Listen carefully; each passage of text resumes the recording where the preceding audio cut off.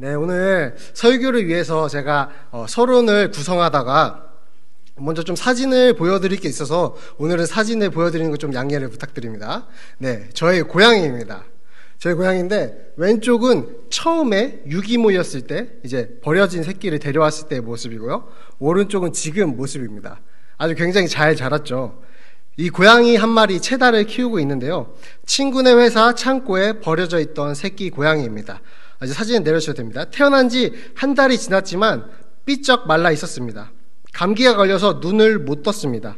그러면 뭐냐면 생존의 법칙이 철저한 동물에게는 자신들의 가족의 생존에 위협이 되는 존재로 바뀌게 됩니다. 눈을 못 뜨니까요. 활동을 못 하니까요. 그래서 버려졌습니다. 그래서 불쌍한 마음에 데려왔는데 저도 동물을 그다지 좋아하지 않습니다만 같이 지내다 보니까 정이 들더라고요. 아무튼 이 친구는 굉장히 겁이 너무나 많습니다. 아주 작은 소리에도 무서워서 숨습니다. 제가 우리 고양이에게 좋은 것을 해주려고 해도 피해버리거나 싫어합니다. 동물의 기본적인 것은 뭐냐면 접종입니다. 이것은 물론이고 여러 가지 케어를 해줘야 사람과 살 때에 쾌적하고 건강하게 살 수 있습니다. 물론 동물을 지금 사람과 동등한 가치를 올리는 사람들이 있지만 그것은 잘못되었습니다. 그러나 하나님이 만드신 모든 피조세계를 하나님의 선함을 본받아 잘 다스리는 차원에서 잘 보살피고 사랑하려고 노력해야 합니다. 근데 이 친구가 오래 살려면 다른 것은 다 괜찮습니다. 고양이는 목욕도 안 시켜도 됩니다. 왜냐하면 더러워지는 속도보다 털이 자라나는 속도가 더 빠르기 때문입니다. 근데 유일하게 매일매일 해줘야 하는 작업이 있습니다. 바로 양치질입니다. 양치질. 고양이는 특히나 구내염으로 죽는 경우가 굉장히 많습니다. 치석이 쌓여서 그것이 잇몸을 파고 들어가서 잇몸, 이빨을 쓰지 못하게 되면 더 이상 씹지 못하게 되고 그 순간 이 고양이는 죽게 됩니다. 그래서 길고양이들은 보통 수명이 2년에서 3년 정도 된다고 합니다. 저희 고양이는 이제 벌써 5살입니다. 보통 집고양이는 10년에서 15년을 살게 됩니다. 큰 차이가 대부분 구내염입니다. 그래서 저희 집 고양이도 양치를 매일 하려고 하고 스케일링도 몇 년에 한 번씩 시켜줍니다. 근데 항상 도망갑니다. 항상 발버둥을 칩니다. 간식만 달라고 합니다. 간식 줄 때만 굉장히 착한 눈으로 착한 소리를 내면서 달라붙습니다. 이 모습을 가만히 보고 있으면 하나님을 대하는 우리의 모습이 떠오르곤 합니다. 하나님은 오늘도 우리에게 필요한 것을 주시려고 합니다. 양치를 시켜서 우리의 삶을 살리시려고 모든 방법을 동원하시지만 우리는 그것이 싫다고 오히려 나의 장애물이 된다고 장애물이 치워달라고 하는 기도를 하는 경우도 있습니다. 내가 원하는 것이 있을 때에만 나의 하나님, 나의 선하신 하나님, 긍휼의 하나님을 외치면서 아버지를 찾기도 합니다. 물론 그 모습들 또한 다 버려야 하는 것도 아닙니다. 원하는 것을 구하는 것 또한 하나님께서 우리를 빚어가시는 방식이기도 합니다.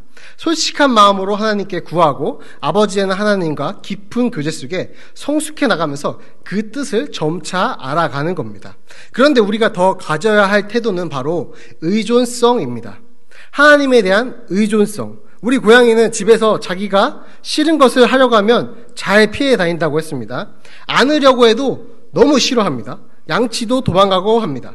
그러나 자신이 필요할 때 다가옵니다. 의존하는 것이죠.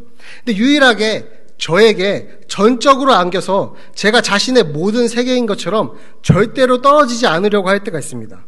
바로 병원을 갈 때입니다.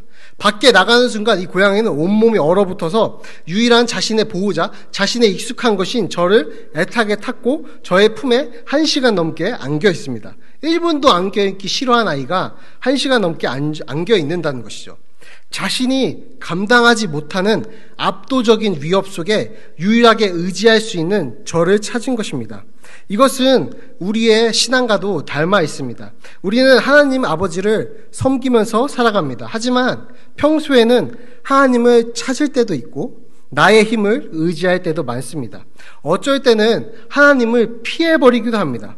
하지만 우리가 무조건적으로 하나님을 의지할 때도 있다는 것입니다. 바로 이 압도적인 위협 때에는 우리는 무조건 아버지 하나님을 찾는다는 것입니다. 심지어 아직 회심하지 못한 사람들까지도 압도적인 위협 속에서는 어린 시절 들어본 찬양을 의지해 하나님을 찾기도 합니다. 오늘 성경으로 들어가면 본문의 내용은 광야를 지나온 이스라엘 백성들이 가나안 땅을 점령하기 위해서 정탐을 보내고 그것에 대한 반응들로 나타나는 이야기입니다. 지금부터 한번 가나안을 정복하려는 하나님의 명령이 이스라엘에게 주어졌는데 이스라엘이 그에 대해 어떻게 반응했는지 한번 살펴보겠습니다. 이스라엘은 19절부터 21절을 통해서 자신들에게 약속된 땅을 점령하기 위해서 전략회의를 엽니다. 군사적인 목적으로 스파이를 아모리 산지로 보낼 것을 결정하는 것이죠. 보시면 이 땅을 주신 하나님에 대한 독특한 표현이 나옵니다. 20절에 뭐라고 나오냐면 우리 하나님 여호와께서 라는 표현이 나옵니다. 우리는 그냥 아무렇지 않게 읽어 넘길 수 있는 부분이지만 이것은 직역하면 아도나이 우리의 하나님이 우리에게 주시는 이라고 표현되는 신명기만의 아주 독특한 표현입니다. 즉 약속의 땅에 대한 이스라엘의 신앙 고백이 나타나고 있는 것입니다. 우리도 신앙 고백을 매일 하죠. 매주 합니다. 이것은 사도들의 가르침을 이어받은 우리 교회가 같이 믿고 고백한다는 뜻입니다. 그러한 내용을 담은 것입니다. 이것처럼 이 신명기에서 특히나 두드러지게 나타나는 특징은 이스라엘의 신앙 고백입니다. 그들의 신앙은 그냥 입으로 구전된 그 정도의 이론적인 것이 아닙니다. 그들의 신앙은 지금 애굽 땅에서 인도하여 내고 수많은 기적으로 돌보은 경험으로 형성된 신앙입니다. 그러한 하나님께서 이제 21절에서 이 땅을 두셨다라고 표현하십니다. 주셨다라고 읽을 수도 있습니다. 하나님은 신실하십니다. 하나님은 약속을 지키시는 하나님이십니다. 그 하나님은 약속을 지키시기 위해서 이스라엘 앞에 그 땅을 주셨습니다. 이스라엘에게 남은 것은 행동하는 것 뿐이었습니다. 그 행동은 바로 전쟁을 말하는 것입니다. 그래서 22절부터 25절까지 정탐꾼을 보내어 활동하게 하고 조사를 시작합니다. 그리고 결과를 보고받습니다. 근데 여기서 인간이 자신의 앞에 압도적인 두려움을 만났을 때 어떻게 행동하는지가 나타나게 됩니다. 하나님께서 백성에게 명령하신 것은 올라가서 차지하라입니다. 하나님께서 명령하셨다는 것은 그렇게 된다는 것입니다. 하나님께서 결정하셨다는 것은 곧 그렇게 된다는 것입니다. 절대자이신 하나님께서 올라가서 차지하라고 하셨다면 우리는 올라가서 차지했으면 그만인 겁니다. 그러나 오늘 이스라엘은 어떻게 행동하고 있나요? 정탐꾼을 보낼 계획을 세우고 있습니다. 사실 민수기와 신명기에서 이 정탐을 보낸 것에 원인이 갈리고 있습니다. 신명기에는 백성들이 정탐을 원해서 정탐을 보내었다고 기록하고 있고 민수기에는 하나님께서 정탐꾼을 보낸 것으로 기록하고 있습니다. 당연하게도 이러한 해석들에도 여러 의견이 있습니다. 저는 우리가 좋아하는 신학자죠. 칼빈의 해석에 동의합니다. 칼빈이 말한 것은 하나님께서 두려워하는 백성을 고려하셨다는 것입니다. 그리고 모세는 신명기를 통해서 이스라엘이 원해서 정탐을 했다고 기록했습니다. 이것은 이스라엘이 온전히 하나님을 의지하지 못하고 인간적인 계획을 세웠다는 것을 강조하고 싶은 것 같습니다. 칼빈은 지금 하나님께서 명령하셨지만 불안해하는 백성을 위해서, 겁이 많은 그들을 위해서 지금 정탐을 허락하신 것이라고 해석하고 있습니다. 우리의 현실도 여전히 이스라엘 백성과 같습니다. 우리에게는 항상 하나님의 변하지 않은 말씀이 행하라 라고 주어지지만 우리의 반응은 항상 머뭇거린다는 것입니다. 지금 이 백성들이 정탐꾼을 세우는 모습은 철저하게 계획적으로 세워서 행동하는 긍정적인 의미는 아닙니다. 오히려 이 정탐꾼을 세우려고 하는 것은 하나님의 명령에 머뭇거리는 모습으로 보는 것이 더 가깝습니다. 계획이었다면 좀 나았을 수도 있습니다. 우리는 하나님의 뜻이 있을 거라며 계획을 세우지 않고 준비를 하지 않고 무계획으로 어떤 상황과 일을 대처하곤 합니다. 그러나 그것은 엄청난 무책임입니다. 오히려 계획이 더 긍정적인 면을 갖고 있습니다. 이것에 대해서도 언젠가 한번 자세하게 나눠볼 시간이 있었으면 좋겠습니다. 무계획과는 좀 다르게 오늘 이스라엘처럼 하나님께서 주신 명령에 머뭇거리는 것 또한 불신앙, 믿지 않음으로 나타날 수도 있다는 것입니다. 이 정탐을 요청한 백성들의 동기가 불신앙에서 나왔다는 것은 오늘 읽은 성경에서 우리는 찾을 수 있습니다. 정탐은 성공적이었습니다. 이 스파이라고 칭하겠습니다. 스파이들은 성공적으로 자신의 임무를 마쳤습니다. 잘 돌아왔습니다. 뭐라고 표현하고 있나요? 25절에 또 신명기에 독특한 표현이 나옵니다. 우리의 하나님 여호와께서 우리에게 주시는 땅이 좋다고 합니다. 그 땅이 좋다고 스파이들의 결과가 나온 것입니다. 우리는 물론 민수기를 바탕으로 보면 정탐 결과도 알고 있기 때문에 나쁘게 말했던 사람도 알고 있습니다. 아마도 백성들은 그 정탐꾼들의 말을 들었을 것이고 가나안의 주민들을 보고 두려워지기 시작했을 것입니다. 그렇기에 정탐을 요청했고 민수기에서 분명히 부정적으로 말하는 스파이들이 있었죠. 거기서 이 백성들의 마음은 굳어지기 시작했을 겁니다. 그 백성들의 불신앙이 26절부터 28절을 통해서 아주 강하게 표현되고 있습니다. 지금까지만 정리를 해보면 백성들에게 지금 하나님의 명령이 주어졌습니다. 그 명령은 무엇이죠? 올라가서 차지하라. 뭐라고 표현했나요? 아도나이 우리 하나님이 우리에게 주시는. 이 표현은 이스라엘 백성들의 경험에서 형성된 너무나 소중한 신앙 고백이라고 했습니다. 이스라엘 백성들은 자신들의 경험으로 체험한, 자신들을 먹이시고 돌보신 하나님을 기억하고 경험했습니다. 그리고 그 하나님께서 지금 명령하십니다. 올라가서 차지하라. 근데 막상 하나님의 명령에 순종하려 보니까 어떤가요? 생각과는 다른 상황이 펼쳐집니다. 하나님이 가서 점령하라고 했으면 점령할 만해야 되는데 어떤 사건이 일어나서 이미 좀 약해지거나 나눠져 있어야 했는데 전혀 반대의 상황이 펼쳐진 것입니다. 압도적인 두려움 앞에 서게 된 것입니다. 그리고 시작할 때 말했듯이 압도적인 두려움 앞에서는 하나님을 전적으로 신뢰하고 찾아야 합니다. 그러나 결론부터 말하자면 오늘 이스라엘은 압도적인 두려움 앞에 하나님을 전적으로 신뢰하는 것에 실패했고 철저하게 부서졌습니다. 그리고 그 사람의 부정적인 감정은 걷잡을 수 없이 모든 백성을 사로잡게 되었습니다. 오늘 먼저 이 부정적인 감정이 얼마나 파괴적이고 교회 공동체를 얼마나 철저하게 파괴할 수 있는지 같이 보고 싶습니다. 오늘 이스라엘 백성은 심지어 하나님의 약속이 이미 확실했습니다. 그 땅을 주신다고 했기 때문이죠. 그 땅을 주겠다고 하셨음에도 부정적인 정탐의 보고가 백성들의 마음을 갈기갈기 찢기 시작했습니다. 오늘 본문으로 가시면 백성들은 27절을 보시겠습니다.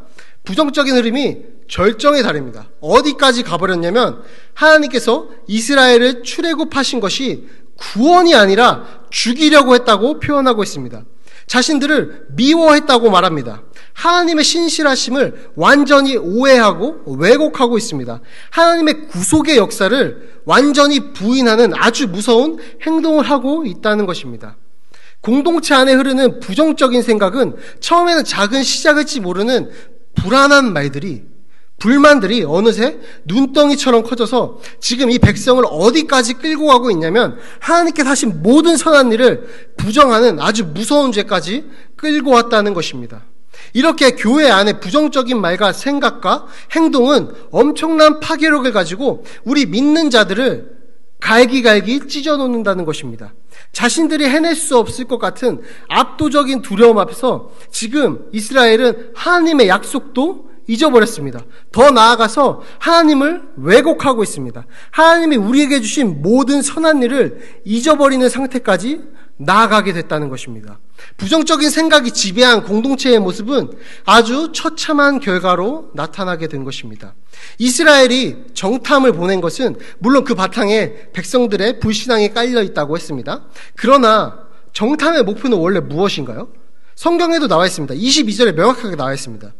어느 길로 올라가야 할지, 어느 서금으로 들어갈지를 정하기 위해 사실 처음에 정탐을 하기로 결정한 것이었습니다. 근데 그들은 지금 정탐으로 나온 부정적인 결과들로 인해서 원래 계획했던 것은 다 잊어버렸습니다.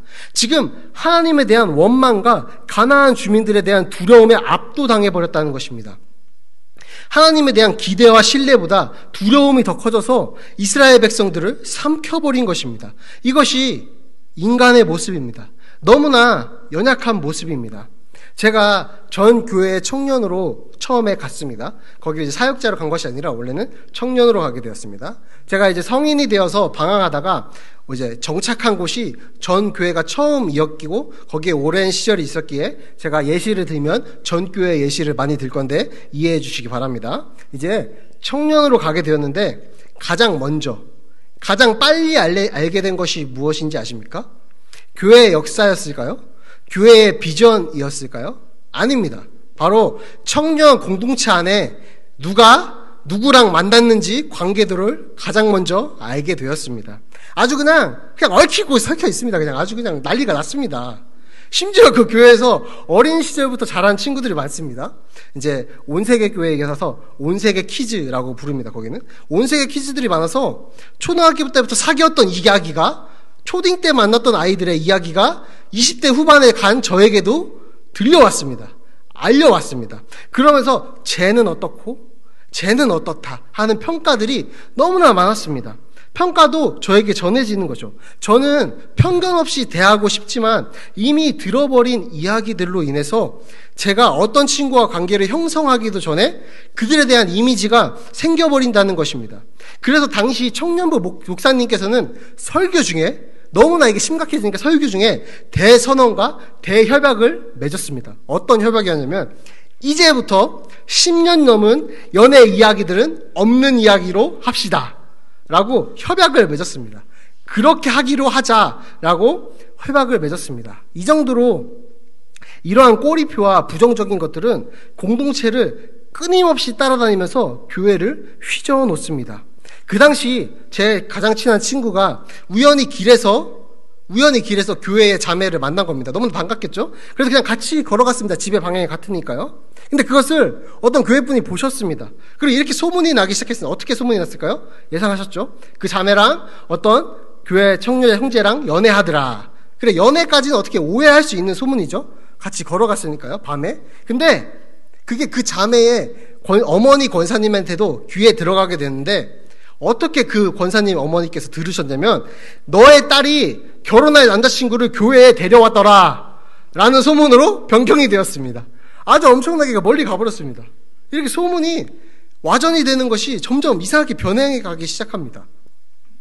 이것은 해프닝으로 끝났지만 이것과는 다른 교회에서 부정적인 말들은 정말 파괴력이 크고 공동체나 모임에서 더욱더 강력하게 그 영향력을 발휘합니다. 우리는 철저하게 우리가 속한 공동체, 우리의 가정부터 모든 모임까지 점검을 해봐야 합니다. 어떤 모임이나 공동체에서 주류로, 대세로 많은 부분을 차지하는 대화의 흐름이 무엇인지 한번 생각해 보시기 바랍니다. 혹시나 그게 부정적인 내용은 아니신가요? 혹시나 그게 그 공동체나 우리 가족을 비판하는 그러한 내용들로 가득하지는 않나요? 그렇다면 이제부터 저와 함께 이렇게 노력해 보는 것입니다. 이 자리에 앉은 여러분들이 균형의 수호자가 되시는 것입니다. 제가 전 교회에서 이것은 저의 경험이기도 합니다. 이제 예수님을 만나기 전에는 어떤 성향이 강한 사람이냐면 비판적인 성향이 강한 사람이었습니다. 제가 자존감이 낮기도 했고 자존심도 강하기 때문에 그 모든 대화에 그 모든 공동체에서 방어적으로 반응하게 된 것입니다. 저는 어떤 모임에서든 누구든 비판하면서 이야기를 끌어갔습니다. 왜냐하면 제가 옳다고 생각했고 제 자존심을 꺾는 것이 허락되지 않았기 때문입니다. 이 모임이 옳게 가려면 이렇게 해야 해. 겉으로 보기엔 너무나 정당한 말들입니다. 기초가 건강한 대화가 아니었다는 것입니다. 그것은 사실 겉만 번지르하지 그 안에는 비판을 넘어 비난으로 어룩진 대화를 이어갔다는 것입니다. 그리고 그 부정적인 말들은 그 공동체의 분위기를 오늘 읽은 이스라엘의 분위기처럼 어두운 곳으로 끌어갔다는 것입니다. 하나님은 교회를 사랑하라고 하셨지 교회를 비난하라고 하지 않았습니다. 교회의 아픈 상처를 수치스러운 곳이 있다면 그것을 덮어주고 참아주고 사랑하라 하셨지 그것을 더 찔러서 들춰내는 것은 우리의 역할이 아니라는 것입니다. 저는 예수님을 만나 저의 모든 것이 변화되고 저를 담당하셨던 멘토 목사님을 따라서 실천하기 시작한 것이 있습니다. 그것이 바로 균형의 수호자입니다. 이게 뭘 말하는 것이냐면 무조건 공동체나 모임의 대화가 이상하게 부정적으로 흐를 때가 있습니다. 그때 균형을 맞춰주는 것입니다. 오늘 성경으로 예를 들어보겠습니다. 이스라엘에게 명령이 주어졌습니다. 그것에 대한 부정적인 이야기들이 공동체 안에 흐르고 있습니다. 그때 이렇게 말하는 것입니다. 아니야, 그래도 하나님이 명령하셨고 정탐꾼도 좋다고 하는 사람이 있었잖아. 우리는 할 수 있어. 이렇게 긍정적인 흐름으로 그 공동체에 흐르는 부정적인 흐름을 끊어주시는 것입니다. 그 대화들을 반대로 틀어버리는 역할을 하는 겁니다. 사실 제가 이것을 처음 실천할 때에 제일 먼저 느낀 건 뭐냐면, 제가 비판하고 비난하는 말을 하지 말자라고 마음먹었을 때 제일 먼저 느낀 감정은 뭐냐면, 할 말이 없다 였습니다. 애들하고 대화를 하는데 할 말이 없더라고요. 그만큼 저의 언행이 문제가 있었다는 것이죠. 이것은 제가 그 뒤로도 사역하면서도 항상 노력하려고 하고 많이 시도하고 있는 방법입니다. 어떤 사람에 대해서 누군가가 비판적으로 이야기하고 비난한다면 저는 그 친구가 공감을 안 해서 서운할 수도 있겠지만 이렇게 흐름을 바꿔줬습니다. 아니야, 그 사람 그래도 이건 잘하잖아. 아니야, 그 사람 그래도 이거 되게 잘해. 그럼 대부분 반응이 맞다, 맞아, 그건 그렇지 라고 동의를 합니다. 자신도 머쓱하다는 걸 안다는 것이죠. 저는 교회에서 이런 균형의 수호자가 넘쳐나야 한다고 생각합니다. 어떤 것에 대해서 피드백을 하지 말라는 것이 아닙니다. 건강한 피드백은 언제나 필수입니다. 그러나 적어도 그 대화의 끝은 긍정적으로 끝맺음이 되어야 한다는 것입니다. 오늘부터 저와 함께 이 예배에 오신 분들만이라도 속한 가정부터 균형의 수호자가 되시길 간절히 바랍니다. 긍정의 말들이 넘쳐나는 우리 하나 사랑의 교회를 보길 소망합니다. 다음으로는 여기서 이스라엘의 마음을 안정시키기 위한 모세의 겉면을 우리는 주목할 필요가 있습니다. 지금 이스라엘은 자신의 기대하는 다른 상황에, 압도적인 두려움 앞에 모든 것을 다 잊어버리고 그 문제에만 집중해서 패닉에 빠졌습니다. 거기서 그 혼란과 두려움 속에 모세가 이스라엘을 향해서 던지는 겉면의 선포가 시작됩니다. 무서워하지 말라, 두려워하지 말라 하고 이어서 애굽의 일을 기억시킵니다. 그때의 이스라엘을 대신해서 싸우진 여호와를 기억하게 하는 것입니다. 하나님께서 선하시고 신실하심으로 그들을 구원한 것을 기억하라는 것입니다. 하나님은 우리가 압도적인 두려움 앞에 패닉에 빠져서 떨고 있을 때에 두려워하지 말라고 하십니다. 근데 정말 성경의 많은 부분에서 두려워하지 말라고 하시면서 아주 친절하시게도 이유를 말씀해 주십니다. 두려워하지 말라고 해서 두려워하지 않을 수 있는 이유를 같이 말해 주신다는 겁니다. 너무나 우리를 사랑하심이 느껴지는 것입니다. 예수님은 철저한 인간이시기도 했기에 우리의 마음을 너무나 잘 알고 공감하시는 것입니다. 그러기에 우리가 연약해서 작은 문제에도 화들짝 놀라서 하나님을 다 잊어버리고 마치 믿지 않는 사람처럼 행동하는 우리에게 하나님은 두려워하지 않은 이유를 말씀해 주신다는 겁니다. 예를 들어 보겠습니다. 창세기 15절 1절입니다. 15장 1절. 두려워하지 말라. 나는 내 방패요 너의 지극히 큰 상급이니라. 민수기 14장 9절입니다. 여호와는 우리와 함께 하시느니라. 그들을 두려워하지 말라. 신명기 3장 22절입니다. 두려워하지 말라. 너희 하나님 여호와께서 친히 너희를 위하여 싸우시니라. 이사야 41장 10절입니다. 두려워하지 말라. 내가 너희와 함께 함이라. 마지막 누가복음 12장 7절입니다. 두려워하지 말라. 너희는 많은 참새보다 더 귀하니라. 이뿐만 아니라 수없이 많은 부분에서 하나님은 우리에게 두려워하지 말라고 하십니다. 우리를 누구보다 잘 아시기에 친히 이유도 말씀하시고 계십니다. 오늘 이스라엘도 그렇고 우리의 삶이 두려움에 당하는 이유, 그 근본 이유는 너무나 명확합니다. 무엇이냐면 주인이 바뀜입니다. 주인이 바뀜. 우리가 두려움에 당하는 이유는 바로 하나님이 우리의 삶의 주인이 아닌 상태이기 때문입니다.